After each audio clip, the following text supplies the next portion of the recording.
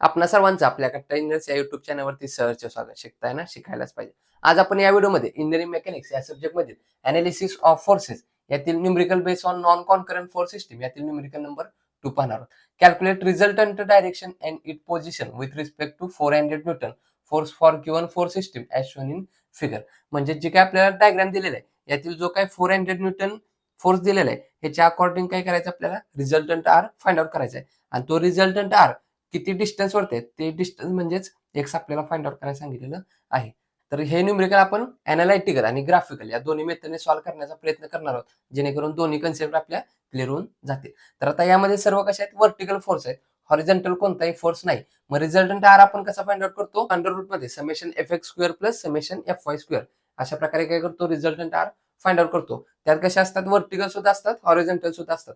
परंतु सध्या काय आहेत, सर्व वर्टिकल फोर्स आहेत. त्यामुळे F X F Y calculate करण्याची काय सुद्धा गरज नाही, direct resultant R find out करू शकतो. रिझल्टंट आर कसा फाइंड आउट करायचा, जे काय अपवर्ड फोर्सेस आहेत ते कसे घेतो आपण, पॉझिटिव्ह, आणि जे डाऊनवर्ड फोर्सेस आहेत ते कसे घेतो, निगेटिव्ह. मग आता पहिला फोर्स किती आहे, 400 डाऊनवर्ड आहे, डाऊनवर्ड असल्यामुळे काय घेणार, मायनस 400.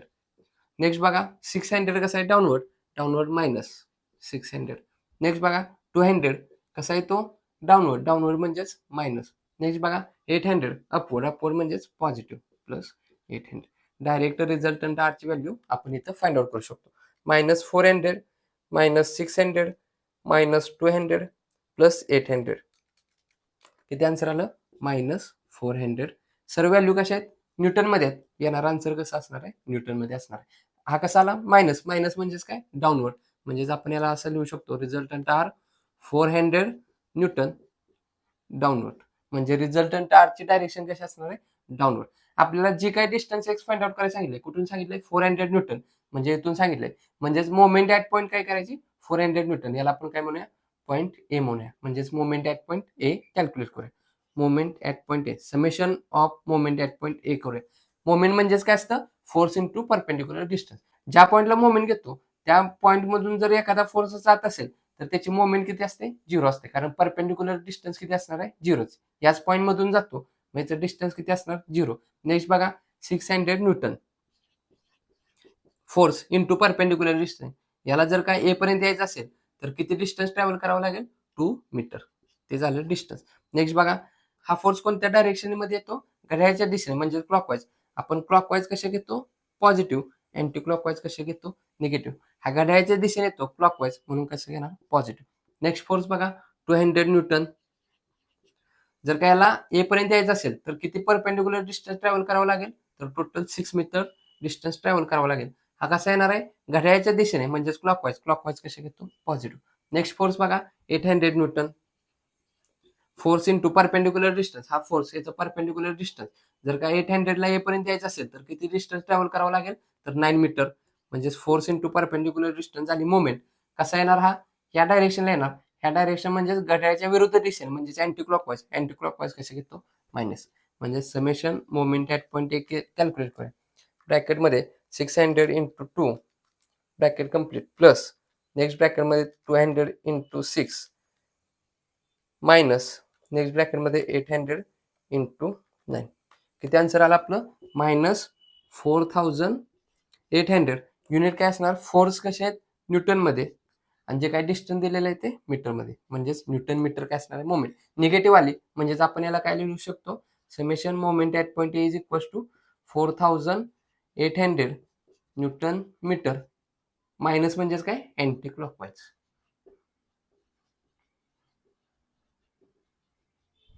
इथं आपण मोमेंट फाइंड आउट केलेलं आहे, रिझल्टंट फाइंड आउट केलेलं आहे. आता इथं काय करूया, व्हॅरिग्नन्स थेरम अप्लाय करून काय करूया, डिस्टन्स एक्स, जो काय रिझल्टंट आर आहे त्याचं ए पासूनचं डिस्टन्स काय करूया, आपण फाइंड आउट करूया. Use Varignon's theorem.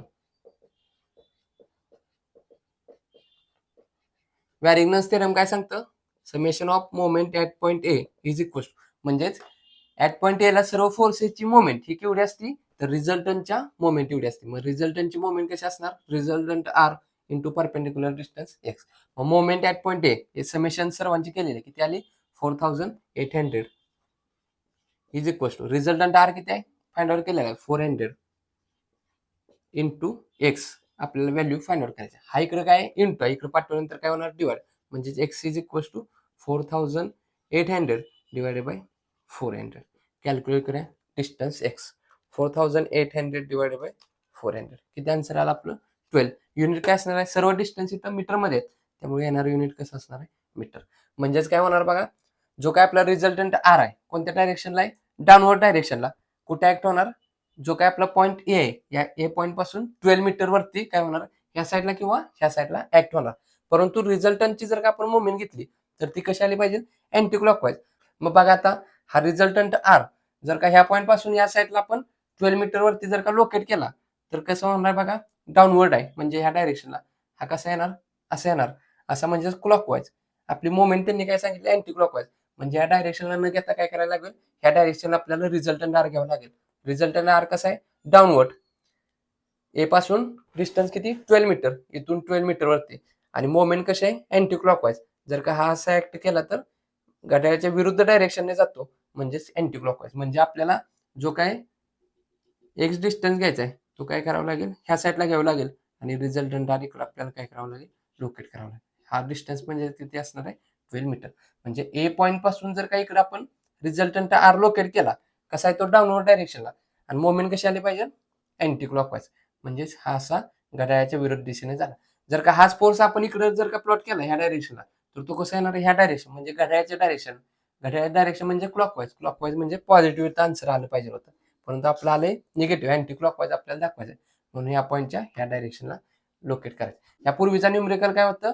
जो काही रिझल्टंट आर आला होता तो या साईडला आलेला होता. यात काय केलंय? रिझल्टंट आर आपण या साईडला लोकेट केलेलं आहे.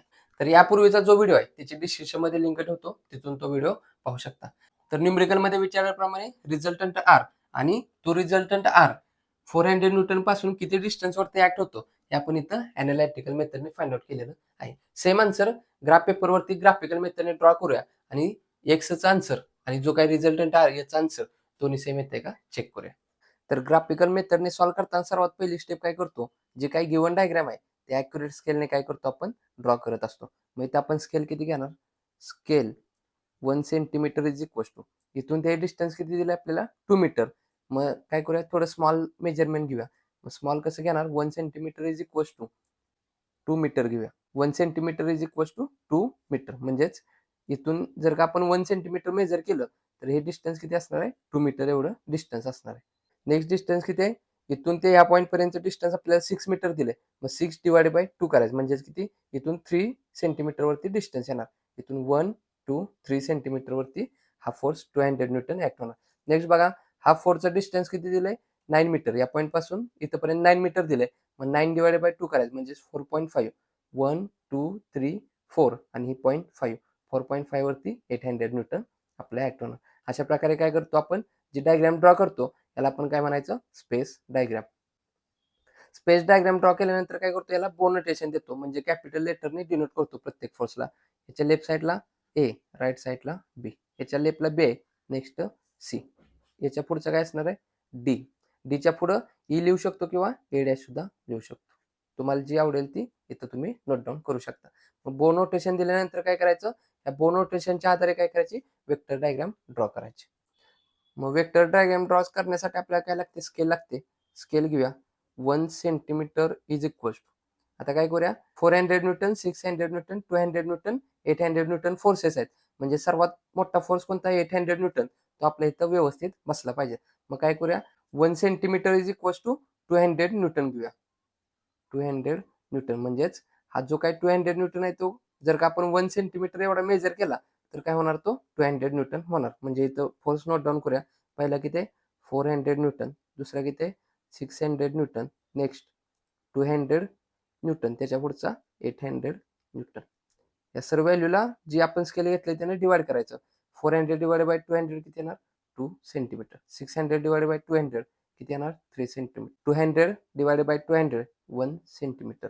800 डिवाइड बाय 200 किती येणार? 4 सेंटीमीटर. इथं आता काय करूया? जे काय आपण बोन नोटेशन दिलंय त्याच्या आधारे काय करूया? वेक्टर डायग्राम ड्रॉ करूया. इथे एक पॉईंट घेऊया असं काहीतरी. त्या पॉईंटला आपण ए नाव देऊया. ए पासून बी कडे जायचं आहे किती?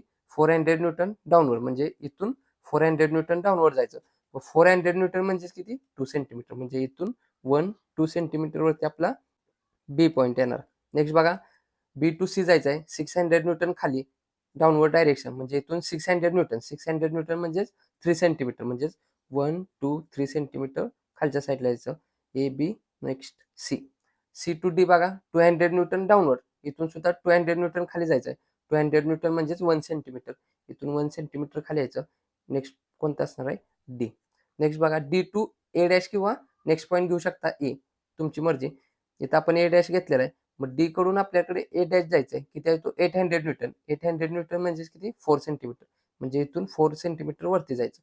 1 2 3 4. म्हणजे ह्या पॉईंटला आलो. बी आणि ए डॅश दोन्ही कसे असणार आहे? एका पॉईंटवरती ऍक्ट असणार आहेत. ही काय होती आपली वेक्टर डायग्राम. एक लाईन ड्रॉ करूया टी पासून या पॉईंट पर्यंत. आता स्टार्टिंगचा पॉईंट कोणता होता? ए, आणि लास्टचा पॉईंट कोणता आहे? A dash. यातील डिस्टन्स म्हणजेच काय असतं? Resultant R. मग रिझल्टंट आर म्हणजेच काय असतं? Length of A dash into scale. म्हणजेच बघा लेंथ ए आणि ए डॅश किती असणार आहे? इथून ए 1, इथून ए 2, म्हणजेच 2 सेंटीमीटर इंटू स्केल किती घेतले आपण? 1 centimetre is equals to 200 newton. 200 newton. 200 newton into 2 किती येणार? 400 न्यूटन. म्हणजेच रिझल्टंट आर आपला कसा आहे? 400 न्यूटन. डायरेक्शन बघा ए कडून ए डॅशकडे, म्हणजेच इकडून इकडं, म्हणजेच कशी असणार याची डायरेक्शन? डाऊनवर्ड. हे जे काही डिस्टन्स असणार ते काय असणार आहे? Resultant R. इथून ते हे डिस्टन्स रिझल्टंट आर कोणत्या डायरेक्शनला? डाऊनवर्ड. इथं आपण काय केलं? रिझल्टंट आर फाइंड आउट केलं. आता काय करायची? जी काय 400 न्यूटन पासून आपल्याला रिझल्टंट आरचे डिस्टन्स फाइंड आउट करायला सांगितले. ते डिस्टन्स फाइंड आउट करण्यासाठी नेक्स्ट स्टेप काय करतो? पोलार डायग्राम ड्रॉ करतो. पोलार डायग्राम म्हणजेच काय? इथं कुठं पण आपण एक पोल ओ म्हणून घ्यायचा. सपोज इथं घेतला, त्याला आपण काय म्हणणार? ओ. या ओ पासून प्रत्येक पॉईंट जॉईन करायचा. ओ ए, ओ बी, ओ सी, ओ डी असं जॉईन करायचं. या ज्या काही सर्व लाईन आहेत या इथं काय करायच्या? ऍज इट इज पॅरलल जे काय आपल्याला स्पेस डायग्राम दिलेले आहे त्यामध्ये ड्रॉ करायच्या. त्यालाच आपण काय म्हणतो? Funicular diagram. तर आता काय करूया? सर्व पॉईंट जॉईन करून घेऊया. आता ह्या ज्या काय लाईन ड्रॉ केल्यात त्या काय करायच्या? Parallel as it is draw करून घ्यायच्या. बघा सर्वात पहिली लाईन ओ ए. ही ओ ए पॅरलल लाईन काय करायची? जो काय 400 न्यूटन आहे त्याला काय करायचे? अशी अटॅच करून घ्यायची. या पॉईंट पर्यंत अटॅच केली. नेक्स्ट बघा कोणता फोर्स? O B. कसा आहे? हॉरिझॉन्टल आहे. डायरेक्ट आपण काय करू शकतो? इथून हॉरिझॉन्टल लाईन ड्रॉ करू शकतो. नेक्स्ट बघा बी झाल्यानंतर सी, ओ सी. अशी बरोबर लाईन मॅच करून काय करायची? इथून नेक्स्ट लाईन पर्यंत ड्रॉ करायची. जो काही 200 न्यूटन फोर्स आहे त्या लाईन पर्यंत आपल्याला ही काय करायची? ड्रॉ करायची. नेक्स्ट कोणता असणार आहे? O D. हा जो काही 200 न्यूटन आहे तिथून 800 न्यूटनच्या लाईन पर्यंत काय करायची? ड्रॉ करायची.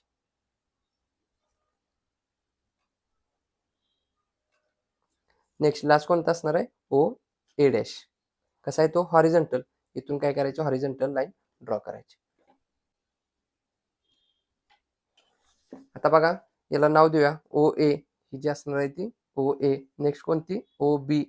इथून ही ओ सी, इथून ही ओ डी, आणि ही जी काय असणार आहे ती ओ ए डॅश. मग आता काय करायची? स्टार्टिंगची लाईन आणि एंडिंगची लाईन कुठे अटॅच होत आहेत ते पॉईंट काय असणार आहे आपला? त्या पॉईंटला आपलं डिस्टन्स एक्स निघणार आहे. रिझल्टंट आर कुठे ऍक्ट होतो ते डिस्टन्स एक्स निघणार. मग आता इथं बघा ओ ए लाईन कशी हॉरिझॉन्टल, ही काय करायची? एक्सटेंड करायची.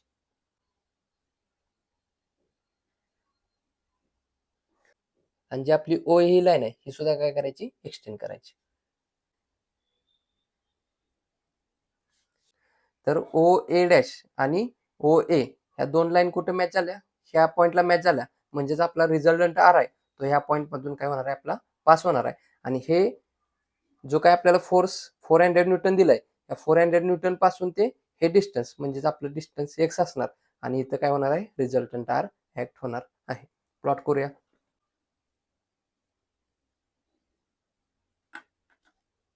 रिझल्टंट आरची डायरेक्शन कोणतं आहे? डाऊनवर्ड. म्हणजे खालच्या साईडला असणार रिझल्टंट आर येणार असणार आहे रिझल्टंट आर. आणि याचं डिस्टन्स इथून ते हे डिस्टन्स किती असणार आहे बघा?